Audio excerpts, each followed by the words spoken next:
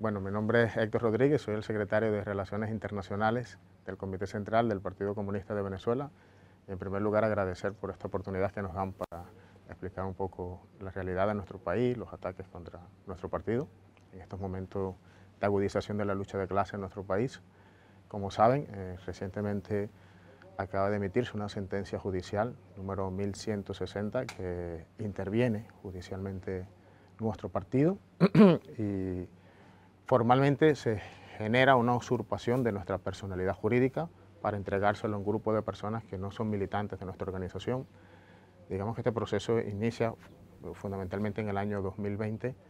cuando nuestro partido toma la decisión política de participar en unas elecciones parlamentarias con identidad propia, con propuesta propia y con candidaturas independientes, a lo que nosotros identificamos son los dos polos de la burguesía nacional, ¿no? En el marco de un proceso de ruptura con el partido de gobierno, que había incumplido los acuerdos programáticos que habíamos acordado en el año 2018. ¿no? Entonces, como consecuencia de ese incumplimiento, nosotros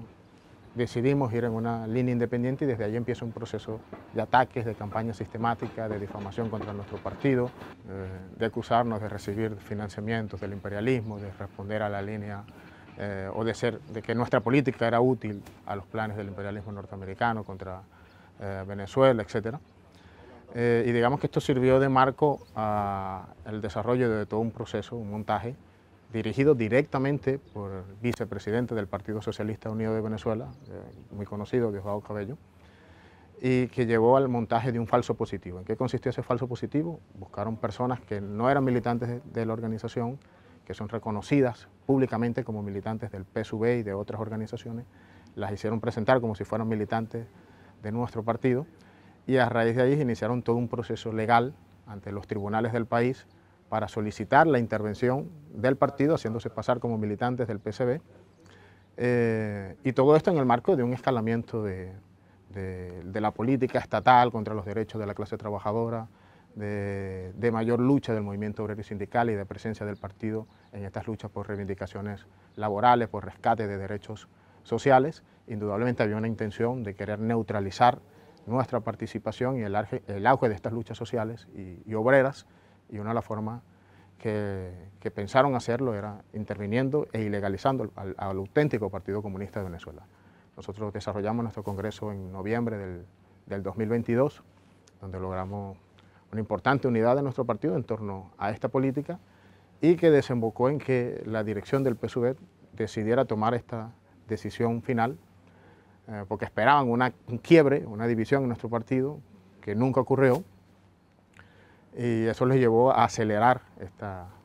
este plan de intervenir judicialmente nuestro partido, que ocurre formalmente en agosto. Estas personas acuden al tribunal, estos mercenarios acuden al Tribunal Supremo de Justicia, presentan un recurso de amparo solicitando la intervención del partido, haciéndose pasar por militantes del partido, y este tribunal se pronuncia el 10 de agosto, la Sala Constitucional, que es la máxima sala del Tribunal Supremo de Justicia, favoreciendo ese amparo, pero lo hace de manera ilegal. Y irrita. ¿Y por qué de manera ilegal? Porque nuestras leyes establecen que para tú tomar una acción judicial debes comprobar que eres militante de esa organización en la que está solicitando el amparo. Y ellos en el documento que introducen no demuestran en lo absoluto que son militantes de la organización, y ya por allí es un hecho ilegal, pero al mismo tiempo porque la sala toma la decisión sin tomar en cuenta el derecho a la defensa del partido, es decir, se nos niega el derecho a presentar nuestro descargo y nuestras pruebas, y se ignoran los recursos que introduce nuestro partido en la defensa con todas las evidencias que mostrábamos, donde comprobamos que no eran militantes del partido y que todo lo que señalaban en los documentos no eran ciertos. Entonces es una acción que va contra las leyes, contra la Constitución del país, y que se corresponde en consecuencia con un plan orquestado desde la dirección del gobierno y del partido de gobierno con el fin de destruir al Partido Comunista de Venezuela y de esa forma intentar neutralizar el proceso de construcción de una alternativa revolucionaria y popular a los dos polos del desastre nacional. Bueno, la reacción fue de total solidaridad con el Partido Comunista de Venezuela, hubo muchas condenas. Y al día siguiente, inmediato de esta acción, nosotros desarrollamos una acción en nuestro teatro, donde hubo una participación muy masiva. Más de 50 organizaciones estuvieron presentes allí y expresaron su solidaridad, además de los que lo hicieron a distancia en redes sociales. Muchas organizaciones sindicales se manifestaron en contra de la intervención del partido, porque además la clase obrera lo identifica como un ataque contra sus derechos y sus libertades democráticas, porque el partido era la única organización que en el Parlamento defendía los derechos de la clase obrera, y eso era algo evidente, ¿no? Así que el único parlamentario que tomaba el derecho a palabra para hablar sobre el problema salarial, la necesidad de incremento de salario, del rescate de las convenciones colectivas y un montón de derechos que han sido conculcados por el actual gobierno, solamente lo hacía el Partido Comunista, y por tanto la clase obrera identificó este hecho como un ataque a sus derechos y a sus libertades democráticas, ¿no? Y todavía sigue movilizando y condenando esta acción, porque además le impide poder tener la posibilidad de presentar una alternativa frente al gobierno y a la reacción, y a las fuerzas de la reacción y de la derecha. Sí, esta conferencia de hecho la convocamos previo a que ocurriera el asalto. El Comité Central, anterior a que ocurriera esta situación, había acordado que si esto se llegaba a materializar, se convocara de inmediato la conferencia. Fueron más de 100 delegados que se reunieron en Caracas el 13 y 14 de octubre. Y fue una conferencia muy importante porque nos permitió discutir cómo el partido va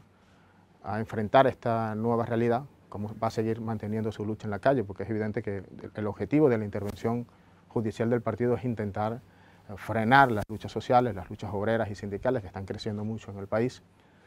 Y hemos discutido una serie de lineamientos y orientaciones para que el partido se mantenga firme, participando, interviniendo en la lucha de clase, activando el trabajo en la organización del movimiento obrero sindical, en su unidad, para seguir enfrentando o incrementando nuestra presencia en estas luchas contra el ajuste de contenido neoliberal que está impulsando el gobierno y que tiene por centro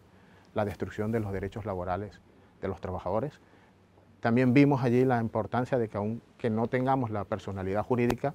nuestro partido debe seguir contribuyendo en los esfuerzos para construir una alternativa a los dos polos, y más aún en este momento que se ha firmado un pacto de élites que garantiza plenos derechos a estos dos bloques, pero que excluye a los comunistas, excluye a los partidos obreros y a la clase trabajadora. Entonces, con más razón, es indispensable, aún en la ilegalidad y en la carencia de derechos políticos y democráticos elementales, seguir trabajando por construir una alternativa y no caer en la ilusión de que apostar a alguno de los dos bloques pueda haber una solución favorable a los intereses de la clase obrera. Y lo tercero es que en lo electoral, lo vimos en la conferencia, el partido ha decidido convertir esta estrategia de avanzar en la construcción de una alternativa, en que esta alternativa se pueda convertir en una opción electoral de cara a las elecciones tanto presidenciales del 2024 como las parlamentarias del 2025. No va a ser sencillo porque no tenemos tarjeta, pero la Constitución establece algunos mecanismos para intentar inscribir una opción. Sin embargo, sabemos que el problema no es solo tener tarjeta, sino que hay una decisión política de impedir que la clase obrera pueda presentar candidaturas independientes en las venideras elecciones. Sí, bueno, estas elecciones ciertamente son muy importantes, pero han cambiado un poco las cosas después de que el gobierno suscribiera un acuerdo primero con los Estados Unidos, que ha significado un levantamiento de algunas sanciones que golpeaban mucho la economía del país, pero este levantamiento ha sido condicionado a la firma posterior de un acuerdo que ya ocurrió el miércoles pasado entre la oposición de derecha, los partidos de la oposición de derecha y el gobierno, donde el gobierno se compromete a dar una serie de garantías electorales y democráticas a estos partidos para que puedan participar en las elecciones del 2024. Lo que nosotros señalamos es que estas garantías solo son para esos partidos y que nosotros seguimos estando excluidos porque no se nos ha regresado nuestra personalidad jurídica, el partido sigue estando secuestrado y la política del PSOE es seguir manteniendo esa posición, impedirnos participar, de manera que este acuerdo tiene en el fondo el secuestro de las elecciones parlamentarias y presidenciales para que solamente estos dos partidos, estas dos fuerzas puedan participar, que la clase obrera no tenga opción de presentar alternativas, y nosotros hemos decidido en nuestra conferencia nacional intentar generar nacional e internacionalmente todas las presiones para que se nos permita participar con una alternativa, con una opción diferente, que represente los intereses de la clase trabajadora, del pueblo,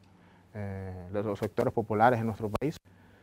Pero en el caso de que estas posibilidades no se den, nuestro partido ha decidido reconvocar nuevamente la Conferencia Nacional para tomar una decisión definitiva con respecto a cómo abordar estas elecciones parlamentarias y presidenciales. Son en años distintos, pero también se corre mucho el rumor de que exista la posibilidad de que puedan unificarse y sean unas elecciones generales, se realicen unas elecciones generales el próximo año. Bueno, agradecer por la solidaridad.